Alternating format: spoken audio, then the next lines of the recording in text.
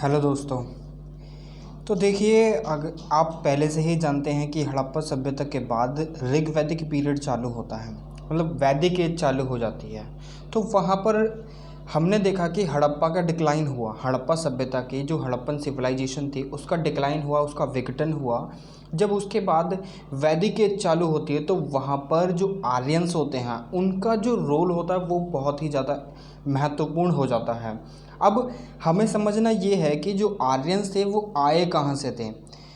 तो आर्यंस का जो मतलब आगमन हुआ कैसे कैसे हुआ और कौन थे आर्यंस।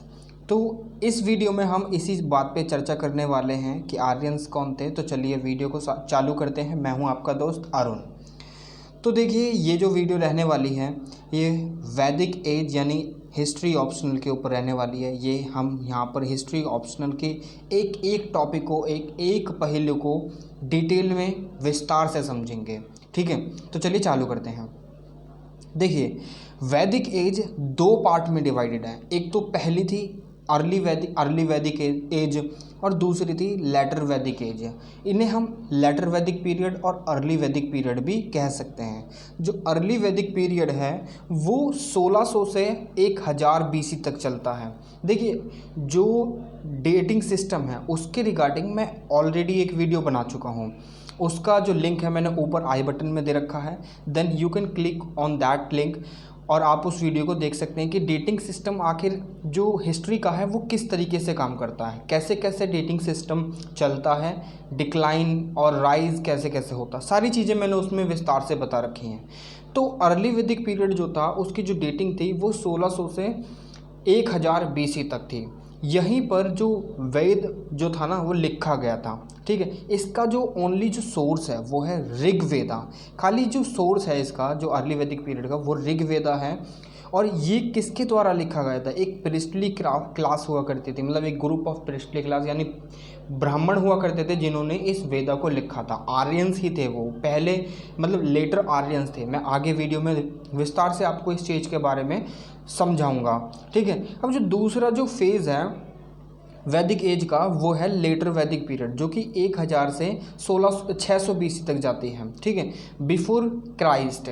ठीक है, इसको बोलते हैं बीसी को। ठीक है, अब इसका जो सोर्स है वो सामवेद है, यजुर्वेद है, अथर्ववेद है, ब्राह्मणाज है, आर्यनकाज हैं, उपनिषद हैं, पुराणाज हैं, महाभारत एंड रामायणा। तो ये सारे सोर्स हैं। तो लेटर वैदिक के बारे में हमें कहाँ से जानकारी मिलती है? लेटर वैदिक के बारे में क्या सोसाइटी थी, क्या पॉलिटी थी, क्या एडमिनिस्ट्रेशन था और वहाँ पर लोग कैसे रहा करते थे, मतलब आर्यंस कैसे रहा करते थे, वो सारी चीज़ें हमें इसमें इन जो सोर्सेज हैं ये हमारे इनमें जानकारी मिलती है, जिसके द्वारा हम इन सोर्सेज से उस इन्फॉर्मेशन को एक्सट्रैक्ट करते हैं और सिंप्लीफाई कर कर आपके लिए प्रोड्यूस कर रहे हैं। ठीक है, तो यहाँ पर हम देख लेते हैं पहले कि अर्ली वैदिक पीरियड जो 1600 से 1000 बीसी तक का जो पीरियड चला था वो जो ऋग्वेदा था वो किस तरीके का था। मगर उससे पहले हम जानेंगे कि आर्यंस कौन थे, आर्यंस का आगमन कैसे हुआ। तो चलिए चलते हैं आगे। तो देखिए, आर्यंस जो है ना सेंट्रल एशियन ट्राइब्स थी, एशिया में ये रहा करते थे, जो कि एक ड्राइड अरिड लैंड है। आपको पहले से ही ये जानकारी है और आपने मैप में भी देखा होगा कि जो सेंट्रल एशियन रीजन है ना वो एक तरह से मरुस्थलीय रीजन है। तो ड्राइड अरिड लैंड है वो, तो वहाँ पर मिनरल्स सबसे ज़्यादा पाए जाते हैं, जैसे कि आयरन ओर के जो डिपॉजिट्स हैं वो बहुत ज़्यादा हैं, बहुत ही ज़्यादा हैं। अब जो आर्यंस थे उनको जो एनिमल्स थे वो बहुत ज़्यादा पसंद थे, जैसे कि हॉर्स एंड ऑल। और जो हॉर्स जो हुआ करते थे वो उनके लॉयल, उन्हें जो ना हॉर्स को आर्यंस के द्वारा एक लॉयल एनिमल भी समझा जाता था। ठीक है, माना जाता था, जिन्हें वो वॉर के दौरान भी यूज़ करा करते थे और डोमेस्टिकेटेड मतलब कोई भी सामान वगैरह ढोने के लिए भी यूज़ करा करते थे। अब ये सारी चीज़ें हमें कहाँ से मिलती हैं? ये ऋग्वेदा में लिखी हुई हैं। ठीक है, जो हमारा फर्स्ट वेदा था। ठीक है, अब ये जो हॉर्स थे उनकी 36 रिब्स थी। ये पूरी डिटेल जो है वो ऋग्वेद में लिखी हुई है। अब जो आर्यंस थे वो ग्रुप में रहा करते थे, मतलब एक ग्रुप, दो ग्रुप, तीन ग्रुप, ऐसे ही ग्रुप्स में वो रहा करते थे। मगर क्या था कि जब देखिए, आपने एक कहावत तो सुनी होगी कि नॉर्थ इंडिया में दो बर्तन अगर आपस में रहते हैं तो वो खटकते हैं, मतलब खनकते हैं, बजते हैं, तो लड़ाई तो होती ही है। तो वही चीज़ यहाँ पर भी अप्लाई होती थी। अगर ग्रुप्स में रहोगे, फ्रेंड्स भी हैं दो, तो वो भी आपस में एक न एक टाइम तो लड़ेंगे ही। तो वो आपस में ही लड़ा करते थे अपने एक दूसरे से। अब ये जो टर्म है आर्या, इसका मतलब क्या है? एक सुपीरियर मैन, एक जेंटलमैन, एक नोबल मैन, ठीक है। और वहीं पर जो आर्यंस का मतलब है वो है एक स्पीच कम्युनिटी जो एक इंडो यूरोपियन लैंग्वेज बोला करती थी। उनकी जो लैंग्वेज थी, अब मैं आपको बताता हूँ कि जो इंडो यूरोपियन लैंग्वेज है वो ही है mother of the all languages, like Persian language और संस्कृत लैंग्वेज और यूरोपियन लैंग्वेज, ठीक है। अब देखते हैं कि आर्यंस जो थे ना वो नोमैड्स थे, कैटल रियरर थे। और वो जो ना उनकी जो एक तरह से जो लाइफ थी वो पैस्टोरल लाइफ थी। मतलब आपने सुना होगा चरवाहों का नाम, ठीक है। अब इंडिया में देखा होगा गढ़वाल रीजन में बंजारे, आपने नाम सुना होगा। तो आखिर ये करते क्या हैं? देखिए, अगर गर्मी हुआ करती थी तो ये पहाड़ों के ऊपर रहा करते थे, मतलब जहाँ पर जो माउंटेड एरिया हुआ करता था तो वहाँ पर रहा करते थे। और वहाँ पर जो ना जब गर्मी हुआ करती थी वहाँ पर काफ़ी सारी घास वगैरह हो जाया करती थी, तो ये अपने जो भेड़ बकरी चराने के लिए ऊपर ले जाया करते थे और वहाँ पर रहा करते थे। मगर वहीं पर जब सर्दियाँ आ जाया करती थी तो ऊपर का जो हिस्सा हुआ करता था माउंटेन का, तो वो कवर हो जाया करता था बर्फ़ से। अब वो जब बर्फ़ से कवर हो जाया करता था उस चीज़ को अवॉइड करने के लिए वो वैलीज़ में आ जाया करते थे। वैलीज़ में जहाँ पर घास वगैरह हुआ करती थी तो वहाँ पर अपना जीवन यापन करा करते थे। तो ऐसे ही एक तरह से उनकी जो कम्युनिटी थी, वो जो रहन सहन था वो पेस्टोरल था। जब पेस्टोरल उनका रहन सहन हुआ करता था, आज के ज़माने में आपने सुना होगा कि नॉर्थ ईस्ट में अभी भी झूम कल्टीवेशन होता है। झूम यानी शिफ्टिंग कल्टीवेशन। झूम कल्टीवेशन एज एक नाम है, जो कल्टीवेशन को नाम दिया गया शिफ्टिंग कल्टीवेशन को। तो शिफ्टिंग कल्टीवेशन जो आज भी प्रैक्टिस होती है। तो ये क्या होती है कि आज एक जगह पर हमने प्रैक्टिस कर ली कल्टीवेशन, अब उस लैंड को तकरीबन 4 से 5 साल या एक समय तक, जब तक वो लैंड सैचुरेट ना हो जाए और उसमें जो कल्टीवेशन की जो वो है ना सांद्रता वो इंक्रीज़ ना हो, दोबारा उस पर क्रॉप मतलब कल्टीवेट करने लायक ना हो जाए वो लैंड, तब तक उसको ऐसे ही छोड़ दिया जाता है। तो आर्यंस भी ऐसे ही करा करते थे और काऊ को वो सैक्रेड माना करते थे। मगर उनका जो एग्रीकल्चर था ना, एग्रीकल्चर का जो ऑक्यूपेशन था वो सेकेंडरी था, वो उसे प्राथमिकता नहीं दिया करते थे, ठीक है। क्योंकि मेनली जो वो बेस्ड थे वो पेस्टोरल कम्युनिटी के ऊपर, पेस्टोरल जो उनका ऑक्यूपेशन था उसके ऊपर बेस्ड थे, कैटल्स को रियर करते थे, ठीक है। अब आगे चलते हैं। अब आखिर आर्यंस आए कैसे? अब देखिए, जब सेंट्रल एशिया में, जैसे कि अभी आपको बताया मैंने कि जो सेंट्रल एशियन रीजन है वो एक ड्राई अरिड लैंड है, ड्राई अरिड रीजन है, वहाँ पर घास वगैरह तो होते नहीं। बट जब वो चरवाहे थे, जब वो अपने भेड़ बकरियों को, अपने जो एनिमल्स हैं, अपनी कैटल्स को ले जाते थे चराने के लिए, तो उनको वो जो लैंड था ना, अब वो उसमें ज़्यादा जान नहीं, ज़्यादा घास वगैरह नहीं, तो उसकी तलाश में वो दूर दूर निकल जाया करते थे। और ऐसे ही करते करते वो एंटर करते हैं इंडिया में, ठीक है।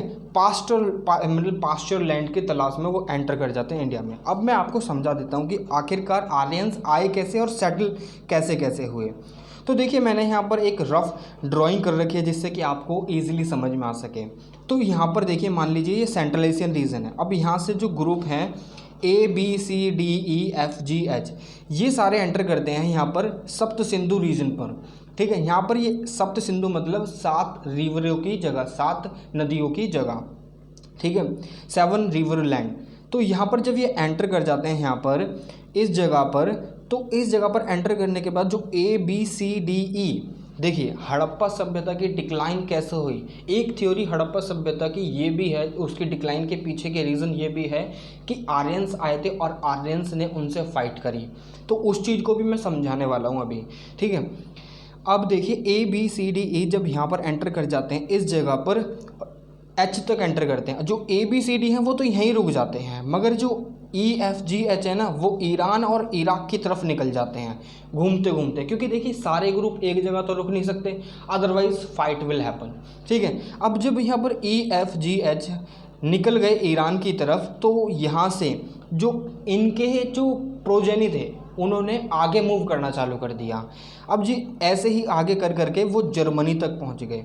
तो देखिए अब समझते हैं यहाँ पर हड़प्पन्स ऑलरेडी रह रहे थे, जिन्हें जो ABCDE ग्रुप थे वो आकर हड़प्पन्स के साथ मिले, मगर जो आर्यंस थे वो फेयर स्किन थे, वो गोरे थे, मगर हड़प्पन्स द्राविडियन थे और वो काले हुआ करते थे, ठीक है। तो वो उनके साथ मिंगल हो गए, रहने लगे प्यार से, ठीक है। मगर क्या होता है कि लास्ट में आई ग्रुप ऑफ आर्यन एंटर करता है, जिसके बारे में अब मैं आपको नेक्स्ट स्लाइड में बताऊंगा, ठीक है। तो देखिए मैंने जो डायग्राम है वो आपको आपकी अंडरस्टैंडिंग को जो स्टेबल करने के लिए बनाया, ताकि आपको समझ में आ सके। तो ये यहाँ से यहाँ तक मूव करते रहते हैं, जर्मनी तक पहुँच जाते हैं, ऐसा माना जाता है, ठीक है। अब देखते हैं अब ये एंटर क्यों करे इंडिया में, आर्यंस ने एंटर क्यों करा। तो अभी मैंने आपको बताया कि पास्चर लैंड की उन्हें ज़रूरत थी, अपने जो भेड़ बकरी थे उनको, अपने कैटल से, उनके एनिमल से उनको खवाने के लिए चारे की ज़रूरत थी, ठीक है। अब उन्होंने एंटर किया, मगर एंटर करने के बाद उन्होंने मूव करना नहीं छोड़ा। जैसे जैसे वो ईस्ट से नॉर्थ वेस्ट की तरफ बढ़ते गए ना, नॉर्थ वेस्ट की तरफ बढ़ते गए, तो उनका स्किन कलर चेंज होता गया। उनका जो स्किन कलर था फेयर स्किन से पिंकिश होता गया, गुलाबी कलर का। आपने देखा होगा जो जहाँ पर सर्दियाँ ज़्यादा रहती हैं, जहाँ पर विंटर सीजन ज़्यादा परसिस्ट करता है, वहाँ पर जो लोग रहते हैं उनकी जो स्किन है हल्की हल्की पिंक कलर की हो जाती है, ठीक है, पिंकिश कलर की हो जाती है। अब देखिए एक चीज़ जो आपको समझने वाली है, यहाँ पर जो आर्यन सेंटर करते हैं, जो ABCDE जो आर्यंस थे और EFGH तक, अब सबके लिए जो काव थी वो सैक्रेड नहीं थी। हर कोई सैक्रेड नहीं मानता था, हर कोई उसको पूछता नहीं था। जैसे कि काव जो आर्यंस थे उन्होंने ऋग्वेद में लिखा है कि जो काव था उसको अदिति कहा जाता था उनके द्वारा, और मदर ऑफ ऑल एलिमेंट, कि हर एलिमेंट ने काव से ही जन्म लिया है। मैंने आपको बताया कि जो सारी लैंग्वेज हैं, लैटिन, संस्कृत और पर्शियन, सब इंडो यूरोपियन लैंग्वेज से जन्मी हैं, ठीक है, मैंने आपको ऑलरेडी बता चुका हूँ। और जो अब लास्ट में जो ना ABCDE, तो ABCDE मतलब यहाँ पर जो ABCDE तक जो ग्रुप थे वो तो यहीं पर रुक गए थे, बाकी ये सारे मूव कर गए थे आगे की ओर, ठीक है। अब ये जो ABCDE ग्रुप थे ना, उसके बाद आते हैं ये ABCDE, तो हड़प्पन्स के साथ रहने लग गए, मज़े से आराम से ज़िंदगी काटने लग गए। मगर जो आई ग्रुप ऑफ आर्यन यहाँ पर आते हैं ना, वो थोड़े से जो है ना मतलब टॉल और मतलब साहसी ज़्यादा होते हैं, तो वो आते हैं, उन्होंने ही ऋग्वेदा लिखा था। तो ये चीज़ें आपको अपने दिमाग में बिठा लेनी कि ऋग्वेदा किन्होंने लिखा था, लेटर आर्यंस ने लिखा था। तो देखिए जो वहाँ पर आर्यंस रह रहे थे ABCDE ग्रुप तक के जो रह रहे थे वो आर्यंस मतलब ऋग्वैदिक आर्यंस नहीं थे। मगर जो अब आर्यंस एंटर करते हैं, आई ग्रुप ऑफ आर्यंस, वो ऋग्वैदिक आर्यंस थे, वो ऋग्वेदा लिखते हैं आगे चलकर, ठीक है। अब ये जो थे वो स्ट्रॉन्ग थे, टॉल थे, फेयर स्किन थे, और उनके ब्रॉड शोल्डर्स थे और लॉन्ग आर्म्स हुआ करती थी, ठीक है। अब यहाँ पर मल्टीपल ग्रुप जो आर्यंस थे वो ऑलरेडी रह रहे थे, प्री आर्यन जिन्हें हम बोलते हैं, किनके साथ, हड़प्पन्स के साथ। अब उनमें से कुछ ग्रुप तो मेसोपोटामिया की तरफ चल दिए। देखिए जब हड़प्पन सभ्यता चल रही थी तो उसी के साथ दो सभ्यताएं और थी जिनके साथ हड़प्पन सभ्यता का कांटेक्ट था, मगर उसके आगे भी काफ़ी सारी सभ्यताएं थी, ठीक है, जैसे कि मेसोपोटामिया, ग्रीस और काफ़ी सारी सभ्यताएं थी। मगर मैं आपको इस चीज़ के बारे में डिटेल में बताऊँगा आगे आने वाली वीडियो में, ठीक है। अब जो आर्यंस थे जब वो एंटर कर गए इंडिया में, तो उनको इंडो आर्यन कहा गया, ठीक है। वो संस्कृत बोलते थे, वो भी चेस्ट संस्कृत, ठीक है। तो यहाँ पर हम बात कर रहे हैं प्री आर्यंस की, ना कि आर्यंस की। आर्यंस अभी एंटर करेंगे।